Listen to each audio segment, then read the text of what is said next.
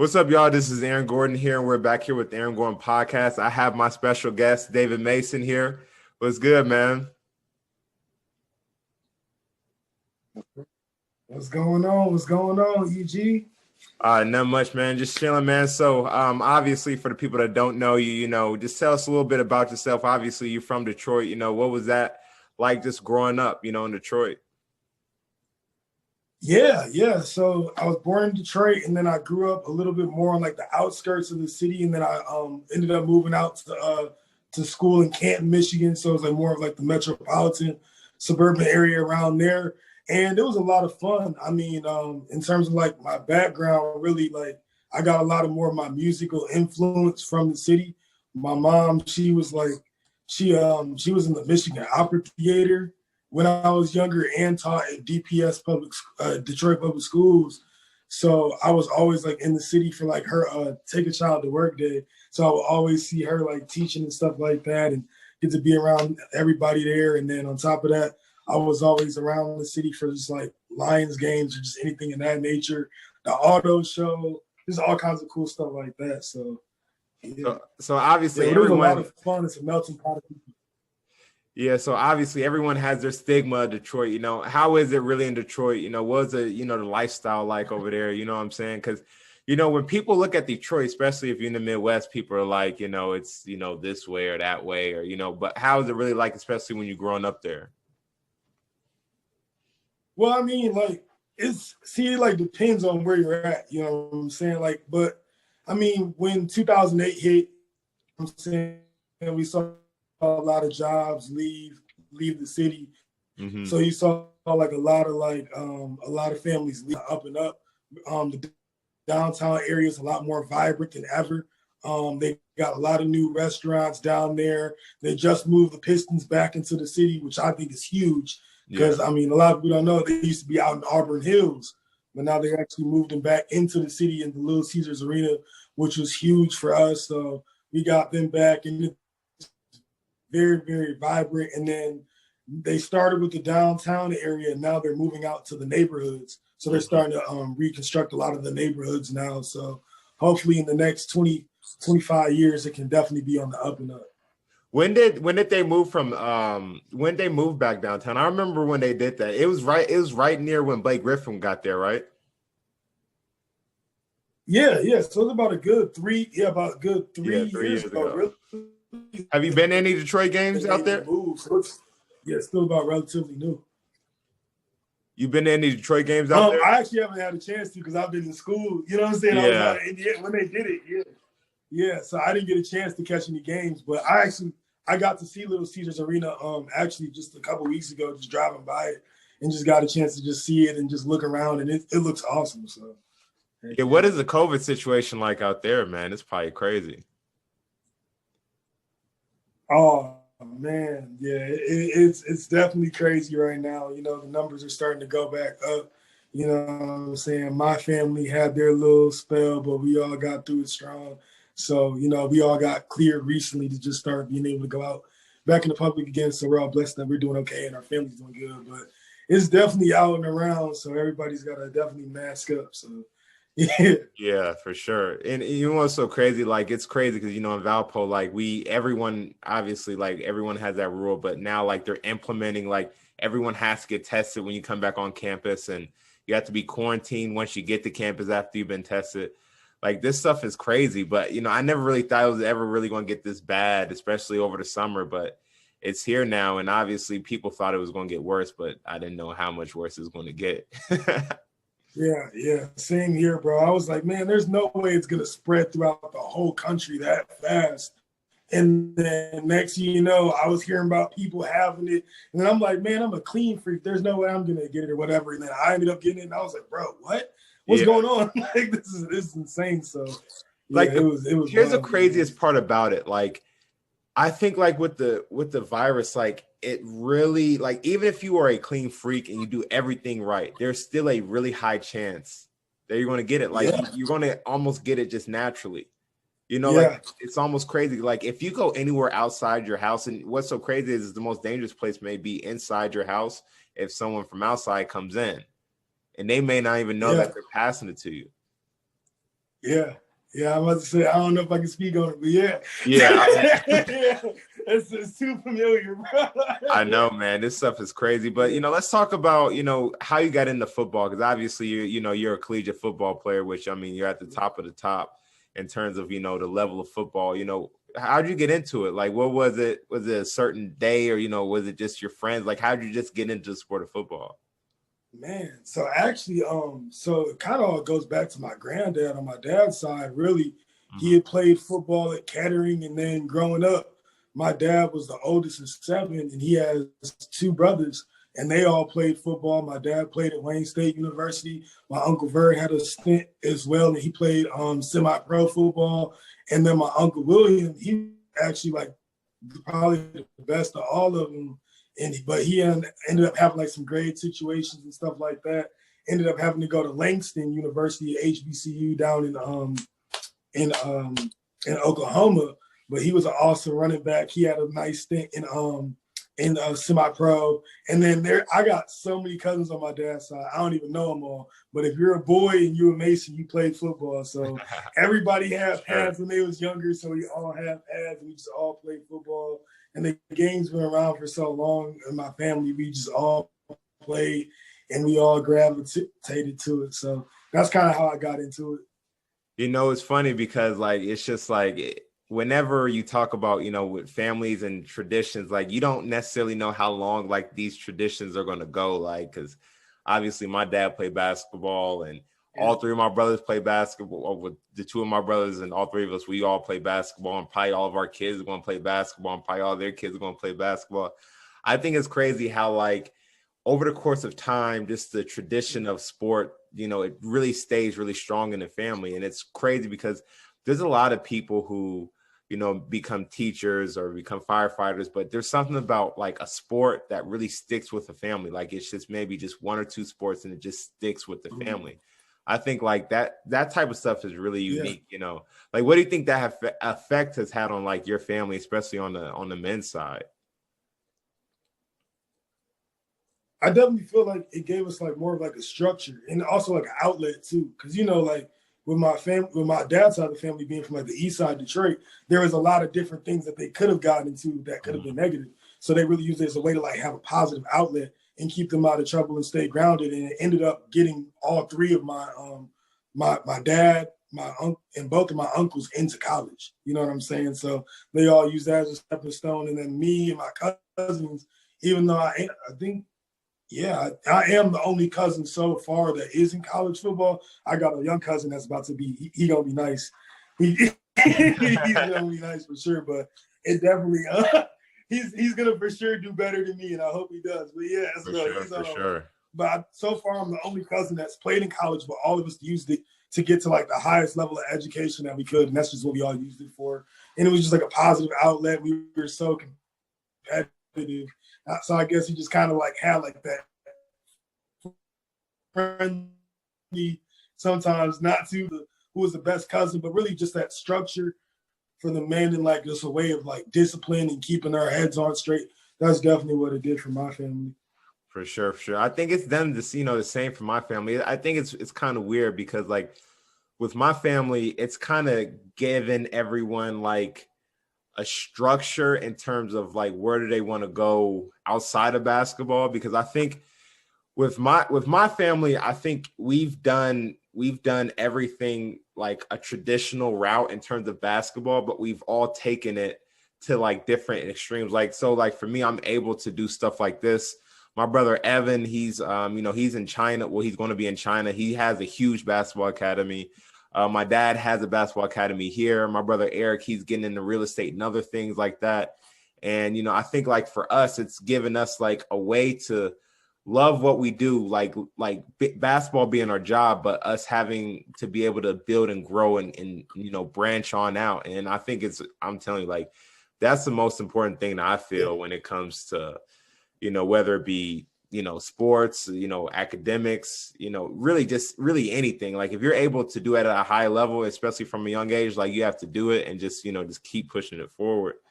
So, talk about, being a college football player. Like, not that many people experience that. I mean, I know that there's been like a lot of flack of, college football and everything going on, especially with this year. But, what is it like, your past, 2 to 3 years of just playing college football? All right, so yeah. So like, I originally was at, Valparaiso University, was trying to find my niche there. Things didn't really work out as well as I wanted to. Definitely wanted to get to everybody that plays football, they want to play. Mm-hmm. Nobody plays a sport and they don't want to play. So just definitely want to have an opportunity to play. And yeah. Ended up I transferred over to Augustana and got an opportunity to fit right in and play right away and get some minutes with them, and was definitely excited to join them because they're in the CCIW. And what a lot of people don't know about Division III is the CCIW, I actually can say right now confidently, is the most competitive league in Division III, like in terms of like conference and style. And then after that will be the one with Mount Union and those guys. Yeah, no, I definitely heard that for sure. Yeah, I think it's probably true. Y'all got some beats. Hey, they got some D3 teams down there. It's crazy. Yeah, I'm about to say North Central, they just won the national championship. Yeah. So, you know what I'm saying? So, we're coming for them. If y'all see us, we're coming for you guys, man. We coming. So, but just the last couple of years, just going through that transition, learning the ins and outs of how to transfer, what that process is like, going through that, how to find another school, then, getting to a new school playing, and then COVID happened. So then you got to go through our COVID protocols, and then our season actually ended up being postponed. And right now, I think they're working on making what did they say, a 5 or 6 game schedule, so that way some of our freshmen can keep eligibility. Because I think there's like, if you played like up to like half a season or like right under the equivalent or something like that, you can keep your eligibility. So I think they're doing like a 5 season, like a 5 game type of season type of deal. So what was that like for you? Spring, So what was that like for you when you heard the news that, everything was shut down? Like, how did you get it? Did you guys just go to practice one day and coach was like, hey, we're not playing this year. We're going to have to play in the spring next year? So it was kind of crazy because there's like this there's this guy on Twitter. It's like the D3 playbook. I think the D3 playbook account. And I'm literally seeing one by one, conference by conference, each one just like postponing or canceling. But our coach is like, don't worry, guys, we're still going to have practice day one. And I was like, I don't know. And then I'm trying to go out and practice and keep my mind right, practicing on the field. But I'm just seeing more and more conferences go. And then finally, out of nowhere, like one school in our conference decided to cancel. And then I was like, yeah, there's no way we're playing now because like they just canceled and they're a decent school too. So I was like, I don't know. And then like a couple of days later, we had like a call where our coach finally broke the news to us. But in terms of me, I think right now it's kind of like how like LeBron was saying. It's honestly like one of the toughest years to be an athlete because I know me, like on the football field, like there's like regular David on the football field, and then there's, the football player, and then you got to switch that. You got to flip that switch from, okay, regular nice guy to now I got to go tackle a guy. Yeah. You know what I'm saying? And his goal is to run me over. Now I got to run him over. So it's like trying to get into that mind state, not knowing if or when you're going to get that opportunity to do it. So it was definitely like a weird process for me. So it was definitely tough. Yeah, man, that stuff is crazy. Here's the thing, like we were playing in the MVC conference tournament, and it was at the end, so we made it to the championship game. So obviously, like we're going into the game thinking, if we win this, we can play in the tournament, and everything's going to be good. We're going to make a Cinderella run, and then next minute, like it's like, we play the game and we lose a really close game, and then it's like right when we get on the bus, they're like, everything is like shutting down. Like it was like conference by conference. The Big East tournament got shut down. ACC conference got shut down. Like all the other tournaments that were still going on, they were getting shut down. So we're like, oh man, it's not looking too good. So then like we just figured after that, it's probably going to be over. But obviously, you make beats, you're a music producer. So, how'd you get into that? And obviously, I personally know, but, how did you get into that, as we're talking to everybody else? Yeah. So music's been something that's always been a part of my family, like especially on my mom's side for a long time, and my dad's side actually too. He has aunts that dabbled in music. But like my mom really, so she was an opera singer. And then on top of that, she was also a choir teacher. She used to direct 3 different churches in Detroit for their youth choirs. So we used to literally go like church to church to church every Sunday. So definitely like 8+ hours of church on Sunday for about a good like 12 years of my life, really, on Sundays. And I played the drums. So I learned how to play the drums when I was around 3-4 years old. I was playing the drums, and officially around like the age of 5 or 6, I was the main drummer at like 2 of the churches, and then I shared at one of the other churches. Then I was just always playing the drums, so that was like how I found my rhythm. Middle school, huge nerd in terms of music, played the trombone. I played the tuba. Yeah. I tell you that I played the tuba in middle school. That's what's up. I actually really like it. What's so crazy is like I actually really like the unison of music. Obviously, like I didn't want to do it in high school because that was going to take up a lot of time. But I really love the way of, going in there and hearing everyone, just kind of just warming up. There's something about that always made me feel kind of good, even though I knew I wasn't very good. There was just something about just walking in like a music room and everyone's got their different instruments and everyone's playing and everyone has their own like group. It was just like so much in unison. You had the trombones, the flute, it was like everyone all coming into one. You had the drummers and all that. It was crazy. Yeah, exactly. And then you got like those different personalities, and in a way, it's really like sports. You got people come from different backgrounds, you know what I'm saying? They're all coming together, but every piece has their own moving parts, and you know what I'm saying? But you got to make it fit in that scheme. And so that's kind of what gravitated me to it. And I stuck with it. And then in middle school, I had a lot of friends that liked to rap. And my mom told me I couldn't rap because she didn't want me to cuss. And have you ever thought about rapping?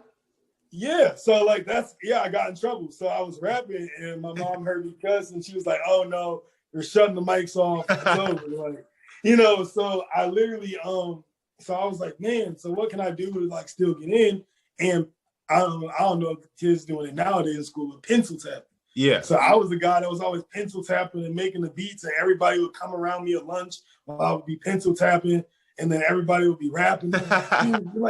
Like I was like the best pencil tapper in like the middle school. Like, so I was pencil tapping. And then eventually I had 2 friends that was in band with me that used to make dubstep music. And they invited me to their house and showed me how to use Fruity Loops. And that's from then on, I learned how to use softwares and learn like the ins and outs of what DAWs to use. And that's kind of how I got into music.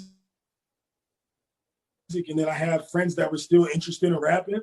And when I got to college and I needed some extra cash, I started reaching back out home and was like, hey, you guys still need beats? And I started sending beats out. Had some friends that encouraged me to like, hey, you need to put some beats on YouTube, man. You can get some views off of this and probably get paid maybe even. And even if you don't get paid off of YouTube, somebody will listen to your stuff and they might buy a beat, and that's really what kept me going. And I started seeing a little bit, and now I got a couple artists that I work with, so it's pretty cool. It's crazy because like I never forget, like you told me that one time in Spanish class, you're like, man, I make beats, because we were, it's funny because like when we were together in that Spanish class, we used to sit right across from each other. Yep. And like it's crazy. Like I used to talk to you more than anybody else, and I should have been talking to the person next to me. When you told me, it was so crazy. When you told me you make beats, I'm thinking, oh, he's probably one of those, just wannabe guys. He's probably not serious. And all of a sudden, I'll never forget, like, I remember I saw you one time and you said, I'm about to go make beats right now. And I'm like, okay, let me see what you're working with. So I go in your dorm room and you have this setup all over I'm like, it's all on the bed, all on the thing. I'm like, oh man, this dude is serious. I'm like, he's crap. Man, when I tell you I got J-boarded so much at Valpo, I used to just take $5 to the door so my RA could just take it because I was not turning the music down. I was always making beats, man. But yeah, that's really when I got into it because you probably remember Cam. Yeah, Cam was always rolling with me back at Valpo, and he was just. I remember our first time we were in our first camp, my freshman year, fall camp freshman year, and he was just like he came in my dorm room, kind of same situation. And he saw my stuff out, but it wasn't plugged up. And I just showed him like me making a beat. And he was like, dude, you got all this stuff here and you're not doing anything with it. Like, you need to put this on YouTube. Like, what are you doing? Like, if I was you, I'd be doing this, like all kinds of stuff. So he was like the one that really like kicked me to like really get into it. And then by the time I met you, it was actually unfortunately my last semester there. Yeah. But like I was making out. That was when I was just starting to really take it seriously and start to reach out to artists and stuff too. So like, what's the process that you normally go through when you're making your beats? Like, is there like a mental process that you go through? Yeah. So really, when I go into my beats, I normally just try to, it depends. So like if I have an artist that I'm working with and I know their style really well, I'll try to make a melody that fits their style. Then I'll go into like my drum patterns, and the drum patterns is the easiest part for me because I always play the drums. So that's always the easiest thing to do, like clicking my drums and stuff like that. But finding the melody is always the hardest thing because let's say like right now, a popular rapper from Michigan is like Rio the Young OG. So let's say I want to make a Rio the Young OG beat, and then the melody's totally off, and then I'm like, man, what do I do now? You know what I'm saying? Like, you know, so it's like, okay, well, I'll try to make it into another beat. So really, I try to just play what comes out, or like whatever mood I'm feeling, I try to play that on the piano and whatever sounds I use. Then I go back after that and lay my drums down. Then I'll go back in and mix and master each part, make sure each part's almost perfect or as perfect as I can get it, really. And then after that, I try to upload it as fast as possible. Yeah, literally like the 6 months, like 6 months this year, I uploaded like 100+ videos. Yeah, I know that work, you know, with YouTube, man, you gotta get to work, man. That stuff is vicious. Yes. So how does the business side go of, you know, making beats? Like what is the, so you make the beat and then the artist will come or whatever the case may be, you may promote whichever way. So how does that go? Do you normally sell like maybe 5 tracks to them, or is it one, or, you know, how does the entire thing go? Okay, so what happens is, so there's a couple different ways you can go. So normally if your producer is starting out, like I was back when in Valpo was like when I really started selling the beats. So yeah, I was so basically I was just putting songs on YouTube, and then somebody would hit me up on Instagram because I would always have all my social media under all my beats. And then one of the rappers would hear the beats on Instagram and they would say like, hey, you know, I'm thinking about making a song to your beat. Could you send me over the stems? And basically the stems are like the exported files of each sound. So I would send over, so I would be like, okay, well, these are my rates. So let's say I'm doing an exclusive beat, which they can keep all the rights to the song for $120 or whatnot, or a lease, which means you can sell the beat to multiple people. I'll do a lease for like $25 to $50 or something like that. So there's like, so I would do, and most people did leases. So I was doing it. I was like, cool, I can sell the beat over and over and over. Cool. So I would just like sell a lease like that. And then once I started to get a little bit more established, I would have rappers that just hit me up and say, hey, could you make 7 songs for my whole EP? Yeah. And I'd be like, okay. And then I was like, okay, you want me to do 7 songs? This guy could go to another producer that's cheaper than me. So I'll be like, okay, you know, you want 7 songs? I'll do it for $300. You know, where 7 songs from a really major producer could be upwards to the thousands. You know what I'm saying? So I try to always, I always work at like a really fast pace. So, and I've been really good at that. So I've been, and like being creative. So I try not to charge too much. So I try to be like really leniency on the charges in hopes of establishing a relationship more so than the other side, because it'll pay off in the end. So yeah, I definitely agree with that. And I think that that's one thing that when you look at music is such a really tough industry. Like people don't realize that like the producers get paid a lot. The artists normally get all the fame, and the artists and then the producer don't always get along. And it's kind of weird that when you look at some of the top artists and some of the top producers, you know, everyone in the music industry, the top labels, it's all like a big mess. You know what I'm saying? So I think when you look at the importance of being able to build relationships with people in music, that's the most important thing in general, because it takes you so much more. It like, if you have a good relationship with all your artists as a producer, everything will work itself out.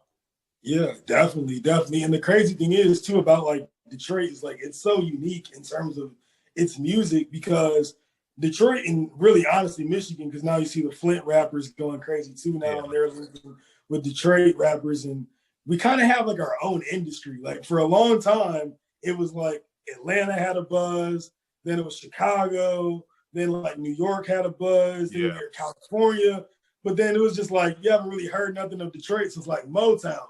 And then now you're hearing Sada Baby with a Nicki Minaj out of nowhere. And you're like, what happened? You're like, where did this come? Like, where did this come from? But to us, we always had our own sound. We always had, we always had our Doughboys cash outs and All Stars Ball Hards other days. And then because everybody's like, man, where did T Grizzly came from? It's like, man, I knew T Grizzly was back in 2012. Yeah. You know what I'm saying? But like nobody else knew who he was. But we had like a lot of we had a lot of a lot of groups that were getting millions of views, but they were just in Detroit, and we were just like our own like label in a sense. So for me, it was just like, okay, if I want to get into the scene, it's like I gotta establish the relationships, and I can't worry about the money right now, and then eventually it'll come. But it was tough because I remember my first beat I tried to sell at Valpo to a rapper online, not from Detroit, but just a rapper in general.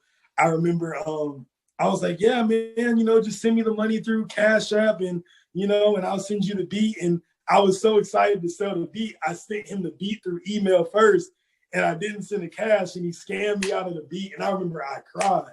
I was so hurt. I was like, man, it wasn't even about the money to me. It was just the fact that, wow, I really thought we was getting somewhere with the artist. And then, the dude scammed me out the beat and I wanted to give up. But did he use the beat? He used the beat too. He's not a nobody. He on SoundCloud, like nobody even heard the song.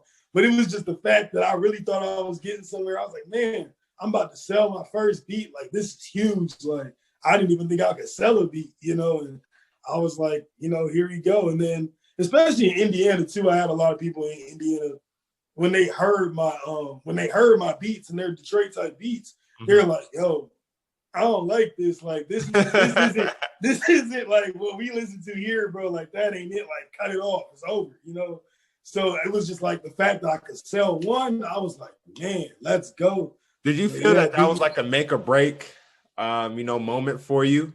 Looking back at it now, you think it definitely was? Because that's definitely one thing that I think.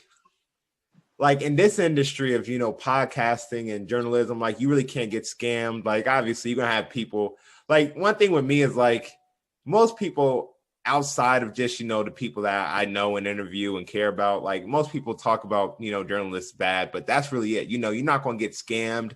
You're probably not going to get backstabbed. Like, and that's one thing that when you talk about the music industry, that's one of the toughest things. So like, what do you think that moment really, taught you in general, just about the music industry, how to work with people, things that you wish you should have did that you didn't do or whatever the case may be? Yeah, so the first thing it taught me was never send the beat first. Never send that. Yeah, never doing that again, man. Never doing that again. And the only time I send beats first is to artists that I worked with, that we have like a real relationship. And they're like, I'm in the studio right now. Can you send me a beat and I'll get you as soon as I can? And then they actually, they actually do. But I'm never doing that again. And then I also made in terms of like being make or break, for a couple of days, like I really was just like demotivated. I was like, man, maybe this isn't for me because, there are a lot of shady characters in the music business. And, I've gone to studios where they said, oh yeah, what I'm saying, you might make a beat on YouTube for an artist. My artist comes with your beat to the studio. We'll remake it on the spot and put your song and put a song out for them. And then you're on the radio one day listening like, man, this sounds an awfully lot like what I made. Yeah. And chances are it probably was, so it's just learning stuff like, you never even know. And it's happened. It's happened to a couple people. I think there was an incident with Bryson Tiller where he took somebody's beat on YouTube and the actual producer made like a video explaining the exact Shorty thing. Come My Way. Shorty, it was the exchange, and the original song was Shorty Come My Way. I remember seeing that. Yeah. The dude, he had the exact date he made the beat, the files, but that's what you gotta have. And then on top of that, I learned that I had to sign. I recently just signed with BMI. So they're basically a non-profit agency that basically collects your royalties.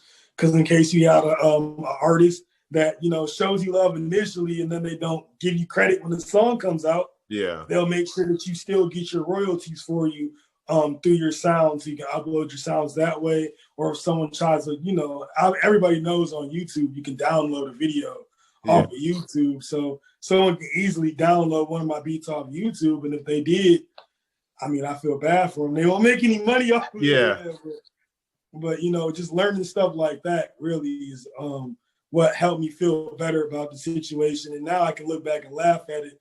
You know, now that I got rappers like, for instance, SC Cash, he's dropping his EP, and I pretty much did almost every beat on that tape coming out. And I work with a producer named Babylon Studios out in Detroit. He mixed and mastered the whole thing with us, and I got to work remote with SC Cash to put his project out. So shout out to him. But you know, just learning stuff like that really helped me like learn the business side, how that works, how to go about collecting your royalties. Because it's like, okay, you sell a beat for a flat rate, so you sell a beat for $50, and then a rapper makes $1 million off of your song. You only made $50. Yeah.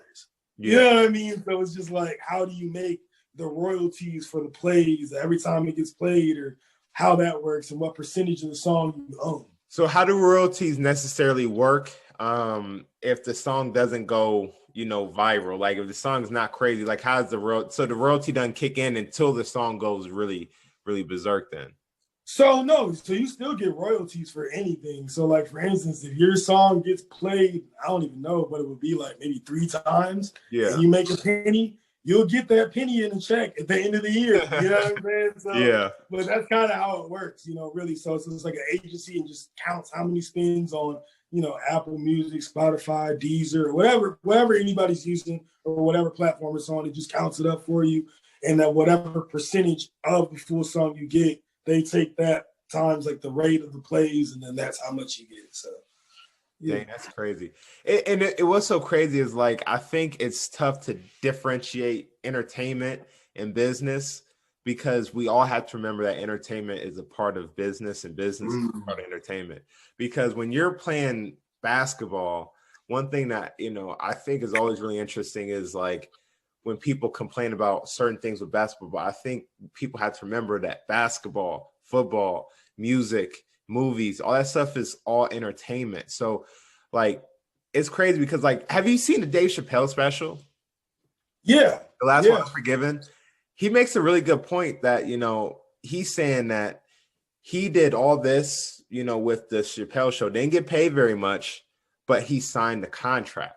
And I think contracts are really, really, really important. And I think that that's one thing that the younger generation, with us being able to just go on the phone, just see it, and then just be able to scroll all the way to the bottom and say, read, I understand, bam. That's going to get a lot of people that are younger, really our age and younger, because I think back in the day, people understood there were less sleazy people. People knew that you had to read the fine print. Now it's going to be crazy because a lot of people they're just going to say, they're going to see $50,000. They're going to scroll right down to the bottom, read, understand, let me collect my check. And the next thing you know, the show blows up. But you took the 50,000. You said you didn't want this. You say you didn't want that, and you know now they're stuck. And now you know you have these terrible situations to where these shows, these certain things blow up, and you're not getting paid for it. Man, you literally like read my mind, because I've seen too many artists. What a label will do now is they will give you what is called an advance check. Yeah, an advance check is basically a check saying, okay, we're going to give you this money because we're expecting you and your album sales to make more than what we're giving you, or at least that amount of money. They don't understand that that's really a loan. So if you're out, so let's say they give you 300,000 and your album only sells 250,000, you're in the whole 50,000, and you might have been a rapper that came from nothing. And you went and bought chains, watches, I bought your mama house, whatever. And now you're in the whole 50,000, and you got to pay, you know what I'm saying? For all the other stuff. And man, That's what I'm saying. And that's one thing that, before we end off here, that's the number one thing that I think needs to change in terms of just the music industry in general. There has to be some level of, these people who are artists taking care of their business, athletes taking care of the business, because the corporate side is not taking care of, people who are entertainers. They're just not. And because they understand that they're the ones that are getting paid. They're the ones that are more financially stable versus the actual talent. So it's going to be, I'm telling you, it's going to be a long, long, long journey for a lot of people now, because it's crazy. And now people can do monetization. Now things can help, but other than that, man, it's still tough, because I know you know about that. But other than your own self monetization, everything now is like, it's not necessarily a scam, but it's a rough business. Yeah, they try to sell it as like a get rich quick scheme, but it's really not. It's like, here's this big pot of gold, but at what cost? You know what I mean? It's like, really, at what cost though? That kind of had a big deal in why I ended up switching my majors too. Like, I was originally engineering, but when I found out, hey, music's my passion. I've always done music, but I also want to study business as well, so I can go into the corporate world. I want to be able to read a contract. I want to be able to. I'm studying right now to be a tax accountant. So I'll be able to be a CPA. So if a label says, "Hey, you need a CPA," I am a CPA. Yeah. You know what I'm saying? Like, you'll be fine. Like, and they'll be like, "What?" And I'm like, "Really? Like, I really am a CPA." Well, you need someone else to represent you. Well, my friend can't. He's a CPA. You know what I'm saying? Yeah. So like, you really know people you went to school with, and that really want to look out for you and really do the right things, man. So that's what it's all about. You got to be able to read that fine print. You can't just skip all the way down at the bottom. You got to. And even to this day, when we get waivers at our school, I make it a habit just to read it and just question, "Hey, coach, this says right here, like, if we sell about COVID, we can't sue anybody if we die." Like, yeah. Yeah.